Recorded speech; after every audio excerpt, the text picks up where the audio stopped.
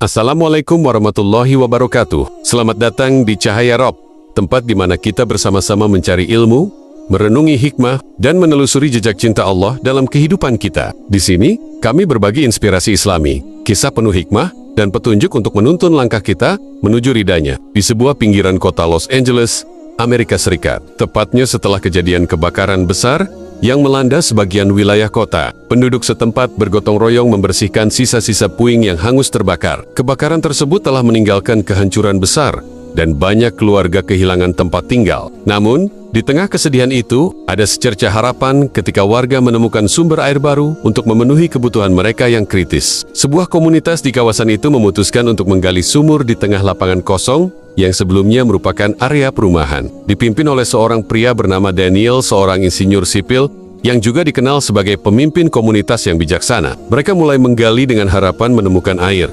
Namun, apa yang mereka temukan justru mengubah hidup mereka selamanya. Pada kedalaman sekitar 15 meter, alat berat yang mereka gunakan menghantam sesuatu yang keras. Awalnya, mereka mengira itu adalah batu besar. Namun, setelah memeriksa lebih dekat, mereka menyadari bahwa itu adalah struktur berbentuk kubus yang sangat simetris. Dindingnya terbuat dari batu hitam yang tampak sangat tua, namun tidak terpengaruh oleh kebakaran atau waktu. Daniel dan timnya memutuskan untuk membersihkan area itu lebih lanjut. Ketika permukaan struktur itu terlihat jelas, mereka menemukan tulisan kuno yang terukir di dindingnya. Tulisan itu bukan dalam bahasa Inggris, melainkan dalam aksara yang menyerupai huruf Arab. Hal ini membuat mereka kebingungan. Daniel menghubungi seorang profesor arkeologi bernama Dr. Sarah Collins dari universitas terdekat.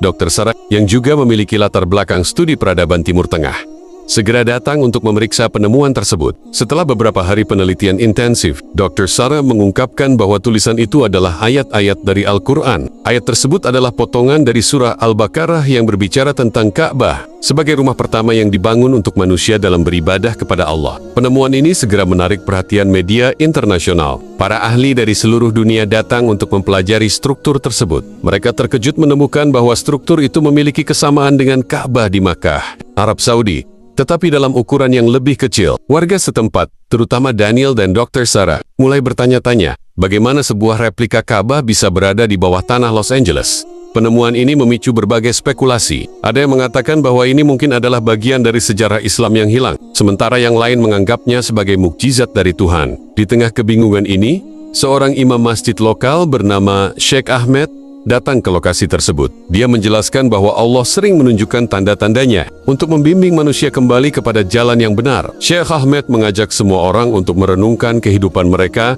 dan mencari kebenaran yang sejati. Penemuan tersebut membawa dampak besar pada masyarakat sekitar. Banyak warga non-muslim yang mulai mempelajari Islam, termasuk Daniel dan Dr. Sarah.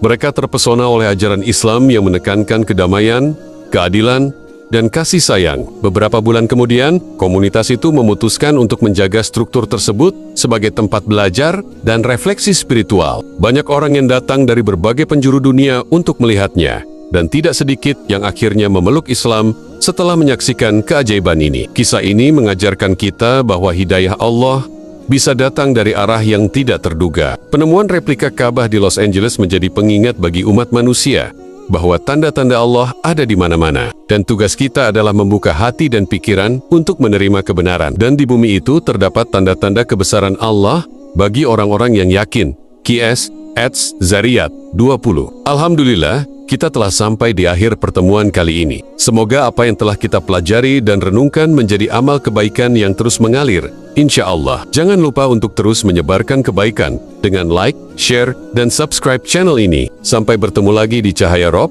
di mana cahaya petunjuk selalu menerangi langkah kita. Wassalamualaikum.